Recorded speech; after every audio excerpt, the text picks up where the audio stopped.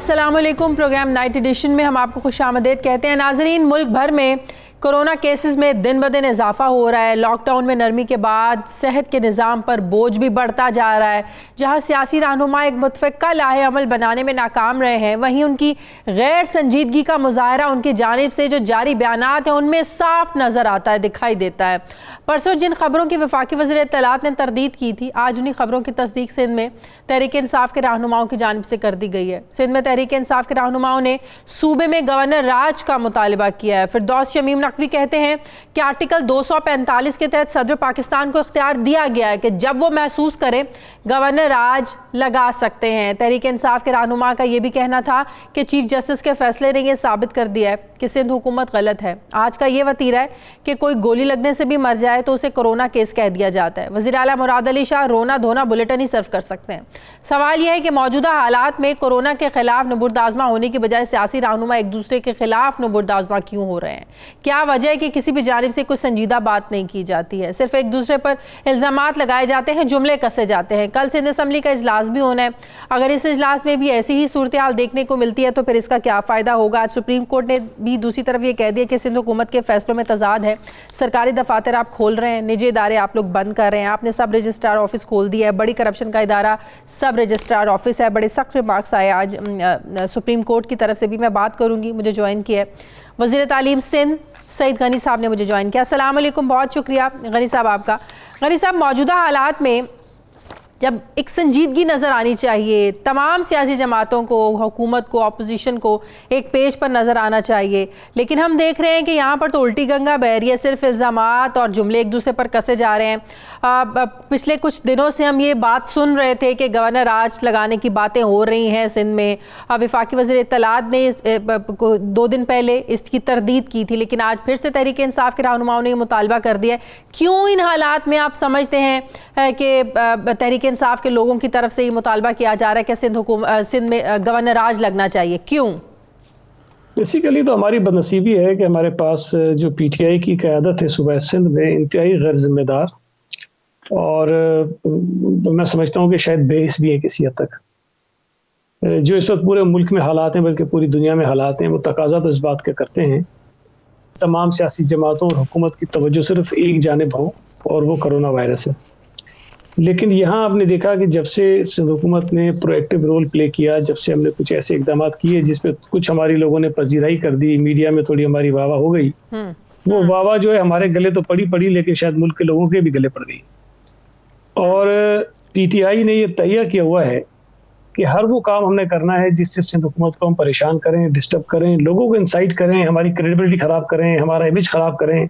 मतलब जो थोड़ी बहुत चीजें ठीक हुई अगर उसको नुकसान किस तरह पहुंचाया जाए। और वो आपने अंदाजा लगाया कि पहले इनके वफाकी वज़रा यहाँ पर आए, बेसरोपा इल्जामात लगाए जिसका ना कोई सर था ना पैर था।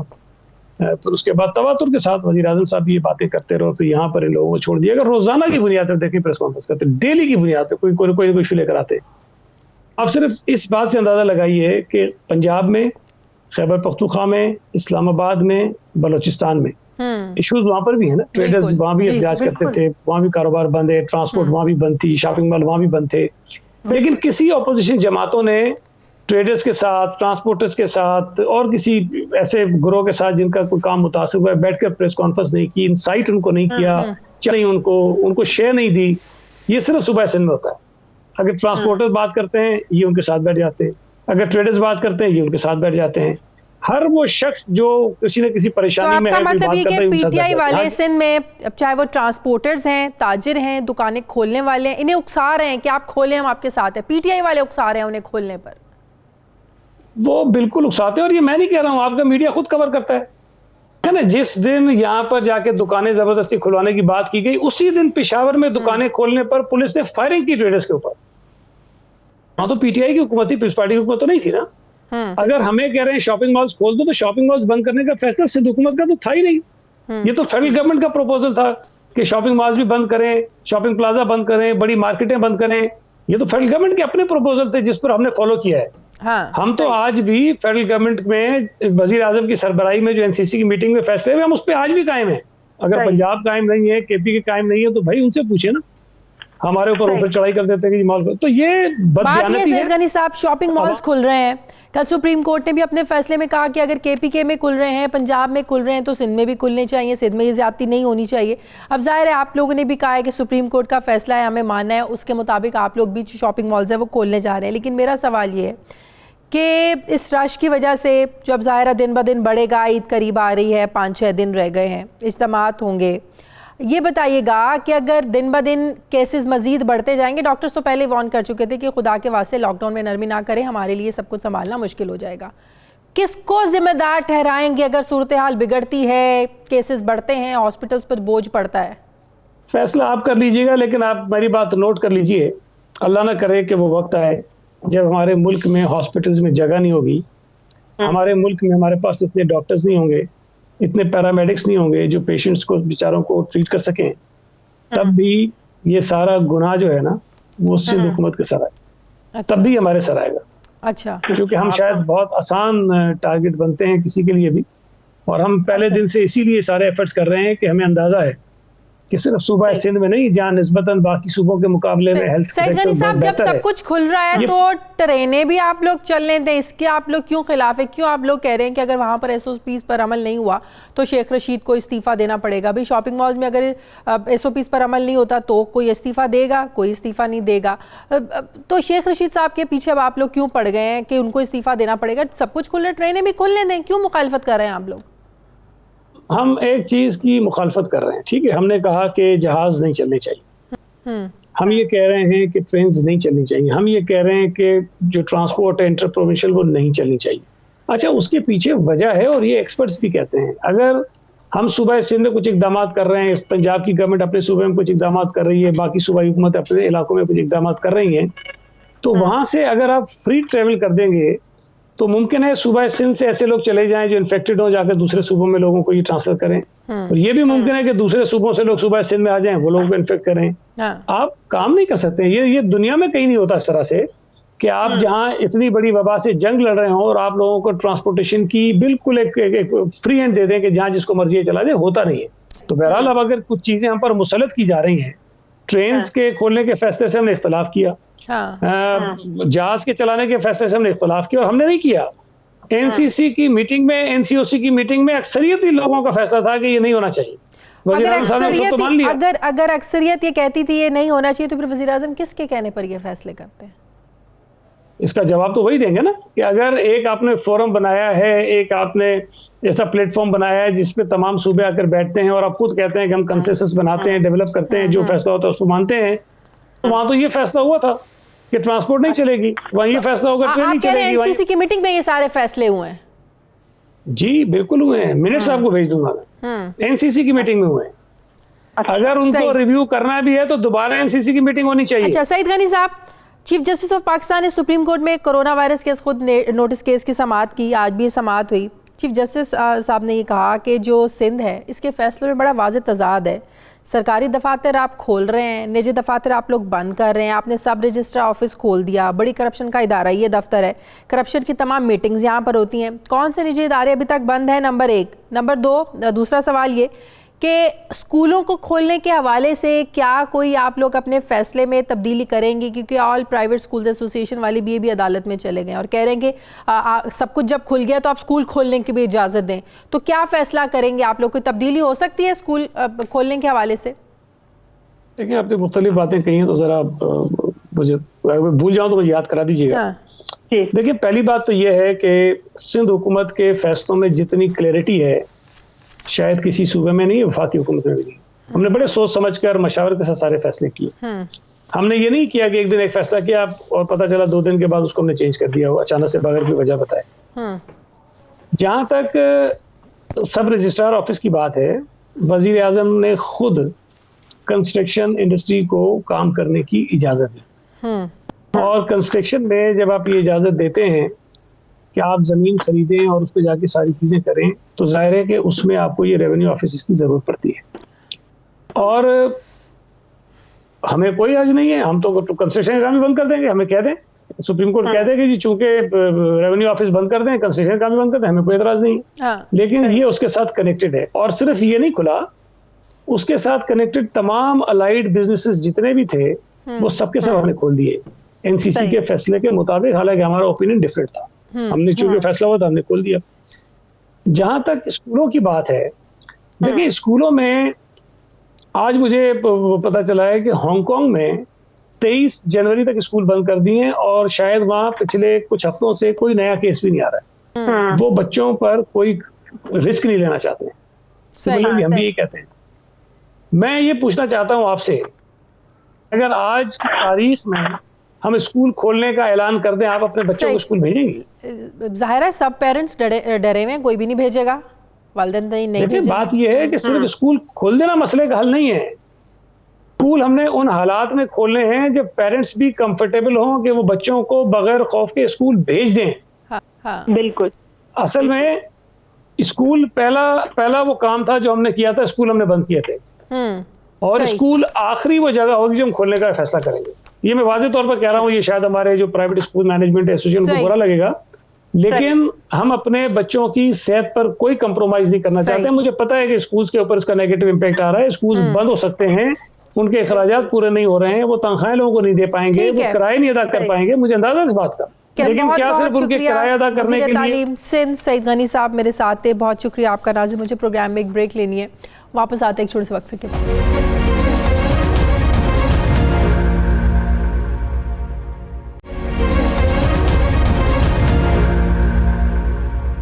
नाज़रीन, रमज़ान का आखिरी अशरा है, मुबारक महीना अपने अख्ताम की जानिब गामज़न है। कोरोना की वबा के बायस दुनिया भर के मामूलात ज़िंदगी जहाँ मुतासिर हैं, अब तिजारती मराकज़, दफातर, तालीमी इदारे बंद हैं, वहीं दुनिया भर के मज़ाहिब की इबादत गाहों में इज्तिमाई इबादत पर पाबंदी भी लगी हुई है। ऐसी ही पाबंदी रमज़ान से पहले पाकिस्तान में भी लगाई गई, लेकिन रमज़ान में फिर उलमाए कराम के साथ मिलकर हुकूमत ने 20 निकाती एजेंडा तैयार किया और मसाजिद में 20 नुकात पर अमल दरामद करते हुए इबादत करने की इजाज़त दी गई।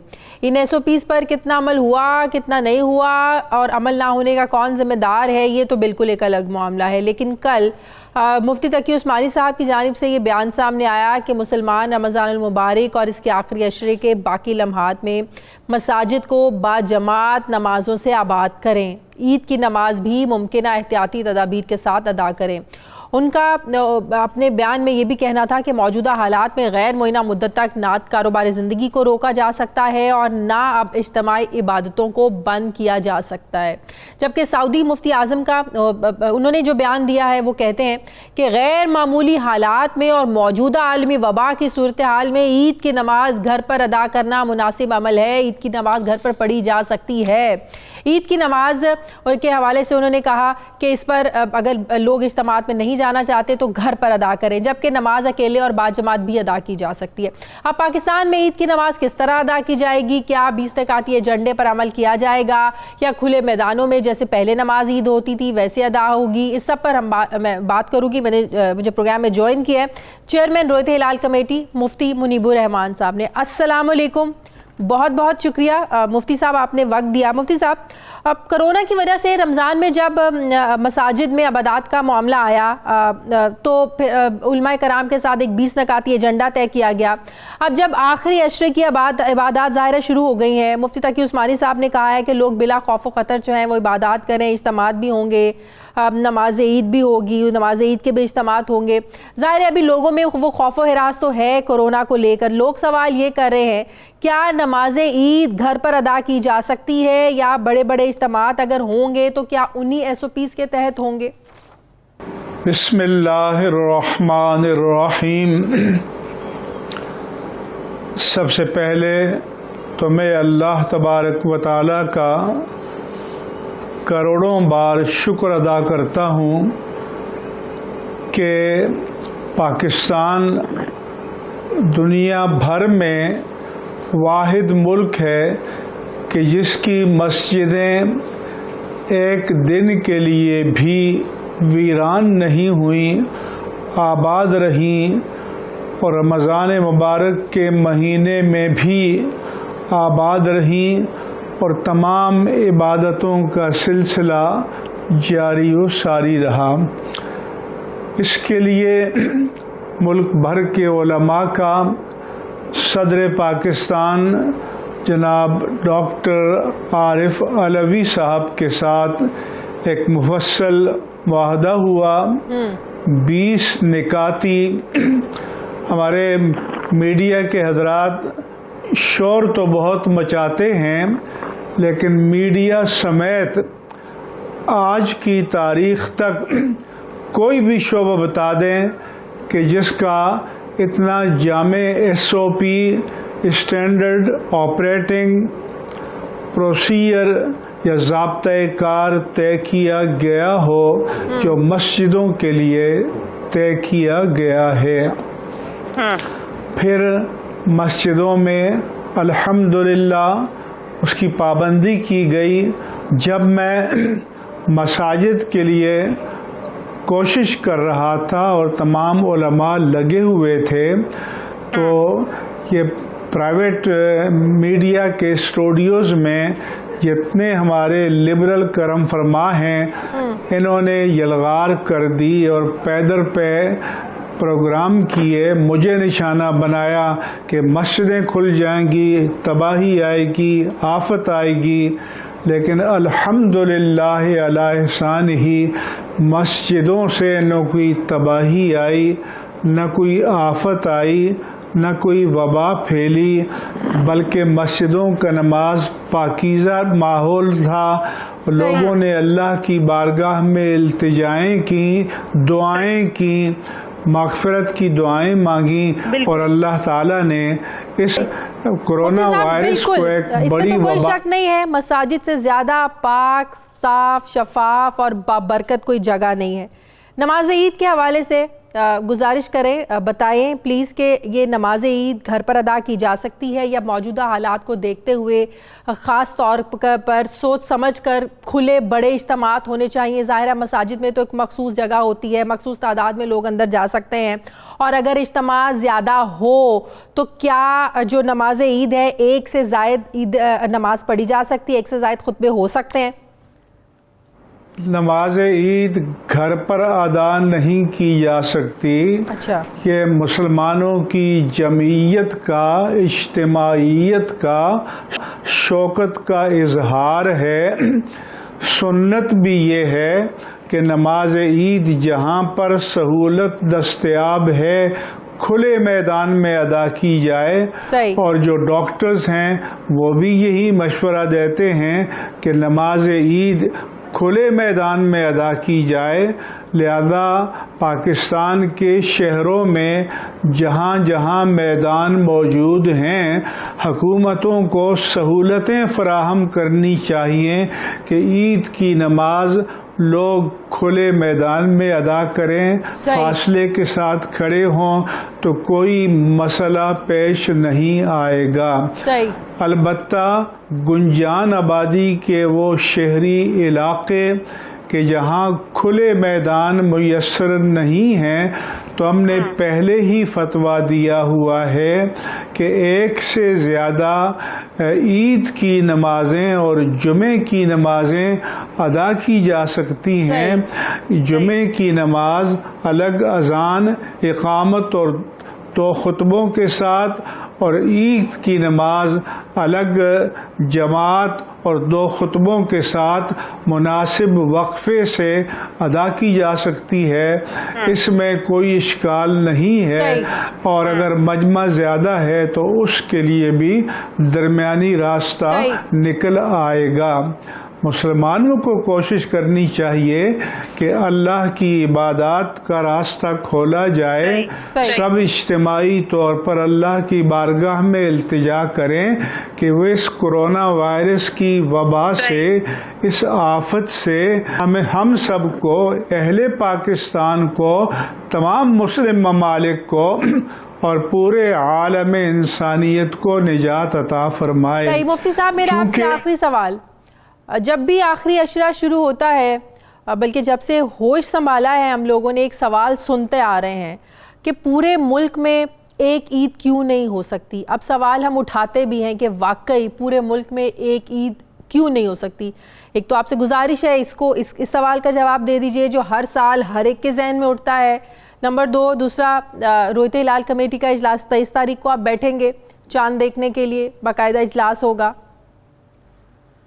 जी इंशाअल्लाह ताला 29 रमज़ानुल मुबारक को मरकज़ी रोयत हिलाल कमेटी का इजलास पाकिस्तान में होगा और फिर इंशाअल्लाह ताला जो भी सूरत हाल होगी उसके मुताबिक इत्तेफाक राय से फैसले का ऐलान किया जाएगा। हम कोई पेशगोइयाँ नहीं करते, हमारा काम है कि जो दरपेश सूरत हाल है उसकी रोशनी में शरीयत के मुताबिक फैसले का ऐलान करना और इंशाअल्लाह हस्ब रिवायत 29 रमज़ान को इजलास के बाद मुत्तफ़िक़ा टोटल कंसेंसस के साथ फैसले का ठीक है। ऐलान चेयरमैन रोयत हिलाल जाए। कमेटी मुफ्ती मुनीबुर रहमान साहब मेरे साथ थे, बहुत शुक्रिया आपका। नाज़रीन मुझे प्रोग्राम में एक ब्रेक लेनी है, वापस आते हैं छोटे से वक्फे के बाद।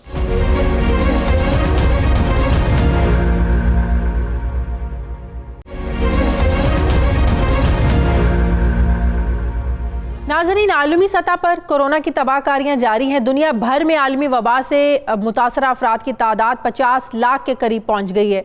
इस वबा से अमवात की तादाद 3,20,000 तक हो गई है, जबकि इस वबा ने सुपर पावर अमरीका को अपना गढ़ बनाया हुआ है। गुज़श्ता रोज़ अमरीका में मजीद 1003 अफराद जो है ना वो जान की बाजी हार गए हैं, जिसके बाद सिर्फ अमरीका में अमवात 91,981 हो गई हैं, जबकि 15 लाख से ज़्यादा अफराद वहाँ पर मुतासर हो चुके हैं। इस वबा से शदीद मुतासर होने के बावजूद अमरीका की मुतादिद रियासतों ने गुज़श्ता हफ्ते से कुछ लॉकडाउन में नरमियाँ करना शुरू की थी, लेकिन नरमियों के बाद से कई रियासतों में कोरोना के फैलाव में तेज़ी देखी जा रही है।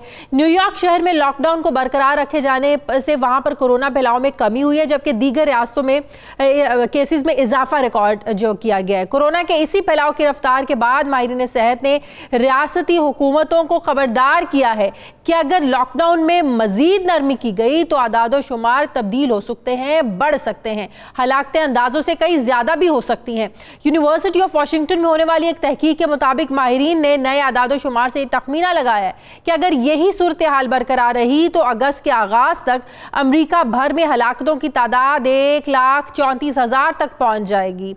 अमरीकी माहिरीन की जानिब से दी जाने वाली मुतअद्दिद वार्निंग्स को सदर ट्रंप ने इग्नोर करते हुए ये कहा है कि हम अपने मुल्क को खोल रहे हैं, लोग चाहते हैं कि ये खुल जाए, स्कूल भी खुलने जा रहे हैं, जबकि कोरोना वबा के ऊपर चीन और अमेरिका में हम देख रहे हैं कि लफ्जी जंग जारी है और सदर ट्रंप आलमी इदारे सेहत को भी बार बार तनकीद का निशाना बना रहे हैं। सदर ट्रंप ने आलमी इदारे सेहत को चीन की कठपुतली करार देते हुए कहा कि अगर इस इदारे ने 1 माह के अंदर इस्लाहात नहीं की तो वो इसके फंड्स को मुकम्मल तौर पर ख़त्म कर सकते हैं।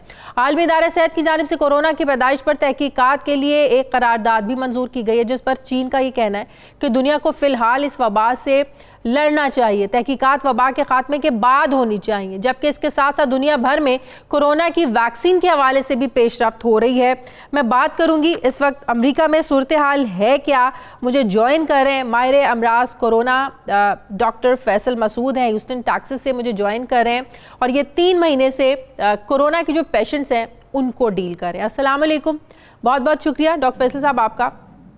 डॉक्टर साहब, सबसे पहले तो मुझे ये बताइएगा कि अब हर मुल्क में ये बहस हो रही है कि जहाँ जहाँ लॉकडाउन में नरमी की गई, इवन कि हमारे यहाँ पाकिस्तान में भी ये बहस हो रही है कि लॉकडाउन में आखिर एक हल्का कहता है कि नरमी क्यों की गई, दूसरा हल्का ये कहता है अगर लॉकडाउन में नरमी ना करते तो गरीब तबका जो है ना वो भूखा मर जाता, पिस कर रह जाता। अमरीका की रियासतों की क्या सूरत हाल है लॉकडाउन में नरमी के बाद? शुक्रिया, आपने बड़ा अहम सवाल किया है, क्योंकि ये मसला जो है पूरी दुनिया के मुल्कों को है कि लॉकडाउन करें ना लॉकडाउन करें, कितना करें कितना रिलीज करें। तो अमेरिका में आपको जैसे मालूम हो कि 50 रियासतें हैं और फेडरल गवर्नमेंट इतना नहीं कर पा रही जो कि रियासतें खुद डिसाइड कर रही हैं। मैं टेक्सास में रहता हूँ और टेक्सास के जो गवर्नर हैं उन्होंने फैसला किया कि मई के पहले हफ्ते में उन्होंने नरमी कुछ की कि आप 25% तक रेस्टोरेंट में जा सकते हैं, कुछ चीज़ें खोली। अच्छा। और कल पीर को उन्होंने जिम्स भी खोल दिए हैं, उन्होंने अच्छा। बोलिंग एरिया खोल दिए हैं और उन्होंने 50% तक कैपेसिटी बढ़ा दी है। और बाल काटने वाले तो खुल गए थे 1 हफ्ते पहले। उनकी बुनियाद अब जो टेक्सास का उन्होंने जो आर्गूमेंट दिया है कि हम टेस्ट बहुत ज़्यादा कर रहे हैं, लेकिन चूंकि फ़र्ज़ करा हम 10,000 लोग टेस्ट करते हैं तो 2 महीने 10,000 में से फर्ज करा के 1,000 लोग पॉजिटिव होते थे। अब जब हम 10,000 टेस्ट कर रहे हैं तो हमारे पॉजिटिव जो हैं वो 100 लोग हैं। अच्छा। तो तो टेस्टिंग बढ़ रही है, नंबर तो बढ़ेंगे।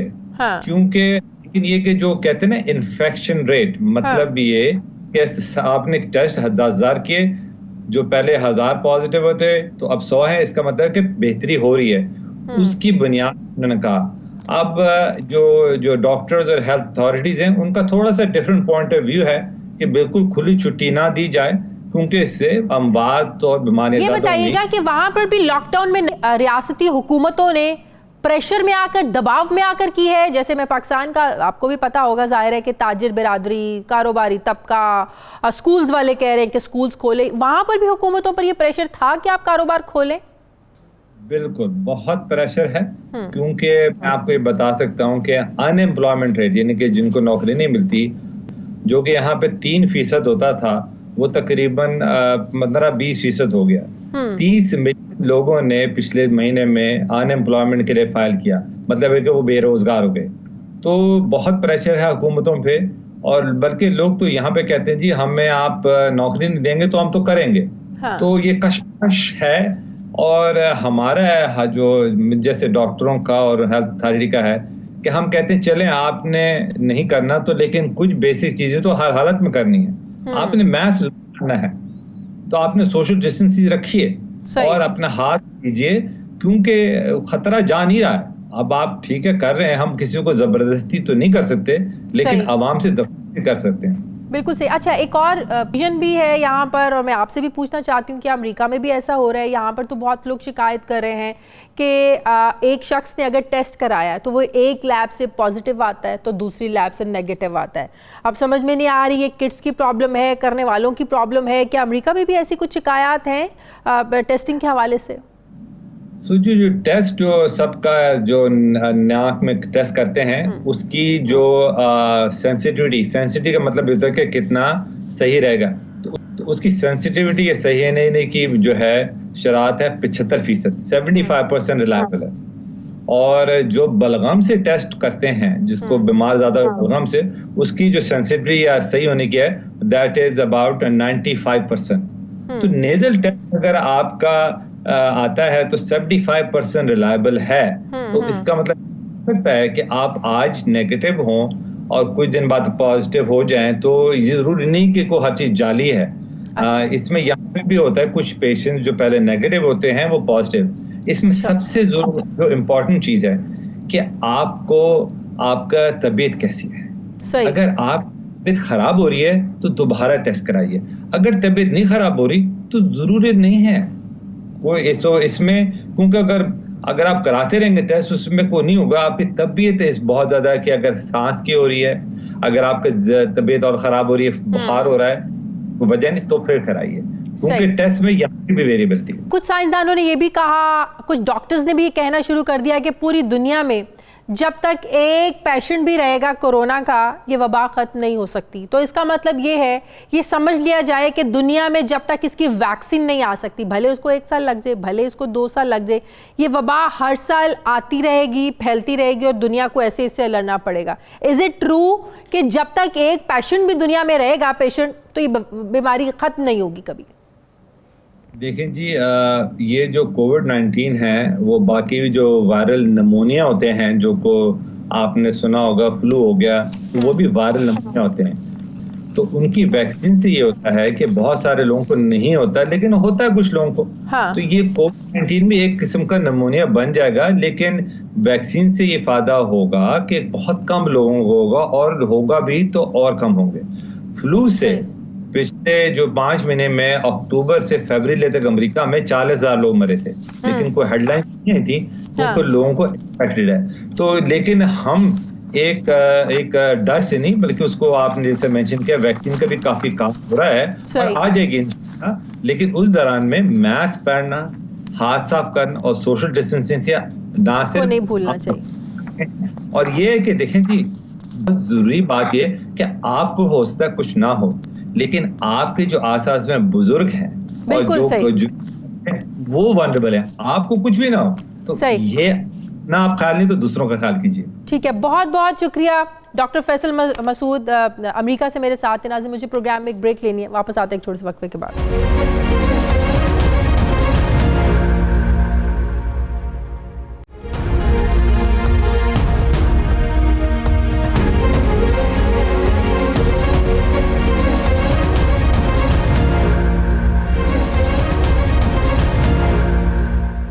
नाज़रीन, दुनिया भर के जिन ममालिक में कोरोना फैला वहाँ इसके फैलाव पर रिसर्च हो रही है और इस मकसद के लिए खुसूसी फ़ंड्स भी कायम किए गए हैं, लेकिन आबादी के लिए पाकिस्तान के सबसे बड़े सूबे पंजाब में हुकूमत इस मामले पर बिल्कुल जो है ना वो बेखबर दिखाई देती है। ज़रा ये दावा कर रहे हैं कि महकमा सेहत पंजाब के हुकाम की तरफ से कोरोना के फैलाव पर रिसर्च करने के लिए कोई फ़ंड्स नहीं मांगे गए हैं, ना इस हवाले से कोई काम हो रहा है जो कि पंजाब हुकूमत का इस वबा से मुस्तकबिल में नबुर्दाज़मा होने की मनसूबाबंदी में अदम दिलचस्पी और गैर संजीदा रवैये की अक्कासी करता है। ज़राए का ये भी कहना है कि पंजाब हुकूमत का कोरोना वायरस के लिए सिर्फ प्रोक्योरमेंट पर फोकस है, जबकि इस पर काबू पाने के लिए पब्लिक हेल्थ और कम्युनिटी मेडिसिन के शोबाजात के माहिरीन की खिदमात भी नहीं ली जा रही हैं, जबकि पंजाब हुकूमत ब्यूरोक्रेसी के जरिए इस मसले पर काबू पाने के लिए वसाइल का बेदरेग इस्तेमाल कर रही है।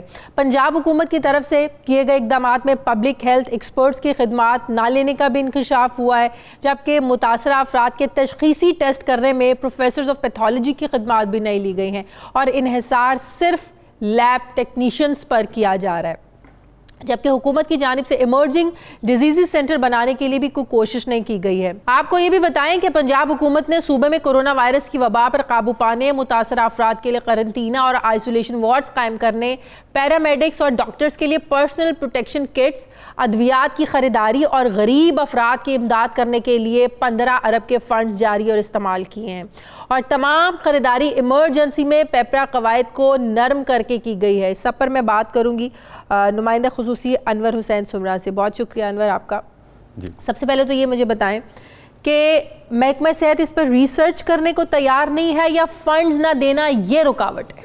ये देखें, बात ये है कि जिस तरह पूरे दुनिया में कोरोना वायरस जब आया तो पंजाब में जब ये कोरोना वायरस 26 फरवरी को पहली दफ़ा रिपोर्ट हुआ तो ये 26 मार्च को जो है लॉकडाउन शुरू किया गया। इस हवाले से पंजाब हुकूमत ने जो है महकमा ख़जाना को ख़त लिखा कि हमें फ़ंड्स अजाफ़ी दरकार हैं, जो 15 अरब रुपए के फ़ंड्स दिए गए हैं, जिनमें प्राइमरी एंड सेकेंडरी हेल्थ को 5 अरब 20 करोड़ रुपए दिए गए हैं, specialised health care and medical education को 6 अरब 70 करोड़ रुपए हैं, पंजाब डिज़ास्टर मैनेजमेंट को 2 अरब 60 करोड़ रुपए हैं, इसी तरह महकमा ज़कात को 70 करोड़ 80 लाख रुपए दिए गए। ये जो तमाम फंड्स हैं ये आइसोलेशन वार्ड्स बनाने के लिए, क्वारंटाइन सेंटर बनाने के लिए, अद्वियात ख़रीदने के लिए, लैब इक्विपमेंट ख़रीदने के लिए, पर्सनल प्रोटेक्शन इक्विपमेंट ख़रीदने के लिए मांगे गए और दिए गए। इस हवाले से जब हमारी मुतलका अफसरान से बात हुई तो उनका ये कहना था कि ना तो पंजाब हुकूमत ने कोई फ़ंड रिसर्च के लिए मांगा है, ना इनको दिया गया है। उसकी मेन वजह यह है कि तो इतना पैसा दिया गया ये कहाँ लग रहा है फिर? हाँ, ये बहुत अहम सवाल है कि इतना सारा पैसा जो आया है, फंड्स आए, ये कहाँ गए? क्योंकि जो भी क्वारंटाइन सेंटर बनाए गए हैं वहाँ पर भी शिकायत हैं कि वहाँ पर नाकस इंतजाम हैं। इसके अलावा जो इक्विपमेंट ख़रीदा गया, आए रोज़ डॉक्टर एहतजाज करते हैं, प्रेस कॉन्फ्रेंस करते हैं कि हमारे लिए जो आपने जो भी साजो सामान खरीदा है, जो भी हमारे लिए किट्स खरीदी हैं वो मयारी नहीं है। एक्सपो सेंटर में लोग रोना रोते हैं कि वहाँ पर कोई अच्छे इंतजाम नहीं, गंदगी का ढेर है एक्सपो सेंटर जो बनाया गया वहाँ। बिल्कुल आपकी बात ठीक है कि इस हवाले से देखिए ना, प्रोक्योरमेंट पर क्यों फोकस है। हाँ। पंजाब हुकूमत के महकमा सेहत के को 8-10 ऑफिसर्स हैं, इसके अलावा डिज़ास्टर मैनेजमेंट के 2-3 ऑफिसर ब्यूरोक्रेट्स हैं और बोर्ड ऑफ रेवेन्यू के 2-3 ब्यूरोक्रेट्स हैं जो ये तमाम मामला कोरोना को जो है हैंडल कर रहे हैं और तमाम का फोकस इस वक्त सिर्फ प्रोक्योरमेंट पे है। हाँ। क्योंकि जब से हेल्थ इमरजेंसी सूबे में नाफज हुई है तो प्रोक्योरमेंट में पेपरा रूल्स मुअत्तल हो जाते हैं, जो मर्जी आप चीज़ जिस मर्जी रेट पर ख़रीद लें। शायद प्रोक्योरमेंट में कोई बड़े कमीशन के मामलात होते हों, इस वजह से वहाँ पर उस पर फोकस किया गया। और इस तमाम मामलात में जो हेल्थ प्रोफेशनल्स हैं या मेडिकल शोबा के जो प्रोफेशनल्स हैं मेडिसिन के, उनको ऑन बोर्ड नहीं लिया जा रहा। अच्छा। क्योंकि जब उनको ऑन बोर्ड लिया जाएगा तो वो कहेंगे इस पर रिसर्च करवाई जाए। देखिए, हाँ। होना तो ये चाहिए था कि ये कोरोना लोकल लेवल पर कैसे फैल रहा है, किस एज ग्रुप में फैल रहा है, किन इलाकों में फैल रहा है, किसी लेवल पर कोई रिसर्च नहीं है। रिसर्च इस पे नहीं हुई। और जो पेशेंट ठीक होकर गए हैं उनको उसके बाद क्या फंड्स देने की ब्यूरोक्रेसी तो कोई रुकावट नहीं है। देखिए बात ये है कि ये जो फंड्स आएंगे इस पे लॉन्ग टर्म रिसर्च होगी। अभी डेटा तो अवेलेबल है, लॉन्ग टर्म रिसर्च होगी और उसके लिए फ्यूचर प्लान बनाया जाएगा। इमर्जिंग डिजीजेज पे जो रिसर्च होगी कि वो फोरकास्ट करेंगे कि आइंदा जो मुस्तकबिल में इस तरह की डिजीज अगर आती है तो उस पर क्या करना है, कैसे रिस्पॉन्ड करना है, क्या इकदामात करने हैं। वो रिसर्च एक लॉन्ग टाइम है। अभी जो फेज चल रहा है इसमें डेटा आ रहा है कि कहाँ कहाँ पेशेंट हैं और कहाँ कहाँ उनका क्या क्या इलाज हो रहा है और कितने लोग रिकवर हो रहे हैं, डेथ कहाँ रिपोर्ट हो रही हैं, किस एज ग्रुप। यकीनन ये सारा डेटा होना चाहिए महकमा सेहत के पास। ये डेटा है लेकिन इस पे रिसर्च होना जरूरी है। रिसर्च होकर आपने फ्यूचर का लाहे अमल बनाना है। लेकिन पंजाब की जो तब्दीली सरकार है वो कोरोना से नबर्द आज़मा होने के लिए सिर्फ इस वक्त प्रोक्योरमेंट पर फोकस किए हुए है।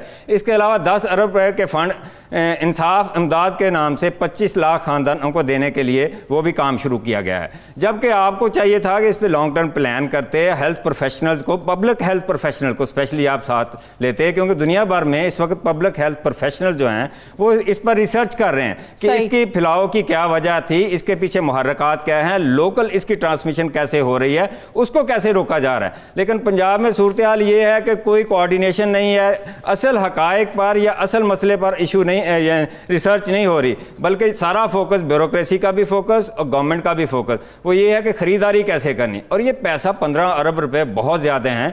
चीफ जस्टिस ऑफ पाकिस्तान जो हैं वो कल अपनी रूलिंग में कह चुके हैं कि 500 अरब रुपया आपने कोरोना फंड में लगाया, ये कहाँ गया? ऑडिट होगा, इसका ऑडिट होना चाहिए, ऑडिट भी होना चाहिए। दूसरी बात ये है कि आप जो भी प्रोक्योरमेंट हो रही है इसको भी देखा जाए, इसके साथ साथ रिसर्च होनी चाहिए, क्योंकि अभी ये पेंडेमिक जारी है। जारी में जो रिसर्च होती है वो रिजल्ट ओरिएंटेड होती है, उससे आप रिजल्ट अखज़ का आप इसकी कोई ना कोई वजूहात को निकाल कर आप इसके हल कर सकते हैं। लेकिन पंजाब हुकूमत की सिर्फ फोकस जो है प्रोक्योरमेंट पर, और ये समझ नहीं आ रही, इस पर सवालात उठ रहे हैं कि नाक़िस इंतजामात के बावजूद 15 अरब रुपए की खती रकम कहाँ गई। अभी जो डेंगू के कुछ पिछले दिनों केसेस भी सामने आए, इस वबा को कंट्रोल करने के लिए एक तरफ हमें कोरोना का चैलेंज है, हुकूमत ने उसके लिए कोई इक़दाम किए हुए? ये देखिए बात यह है कि जब डेंगू पिछले दौर में आया था तो उस पर बाकायदा रिसर्च की गई थी। पब्लिक हेल्थ जो इंस्टीट्यूट ऑफ पब्लिक हेल्थ को ये टास्क दिया गया था कि आप इस पर रिसर्च करें, और आपने देखा वो पिछली गवर्नमेंट के और मसाइल भी थे,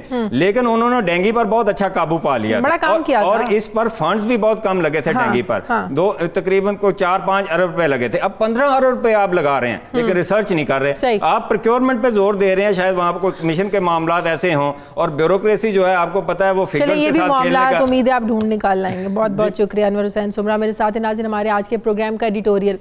नाज़रीन, मुल्क के तमाम इदारे इस वक्त कोरोना के खिलाफ जंग लड़ रहे हैं। ऐसे में पाकिस्तान में दुश्मनों की जो कार्रवाइयाँ हैं ये बढ़ती जा रही हैं, और इनका निशाना बलूचिस्तान और खैबर पख्तूनख्वा के कबायली अजला हैं।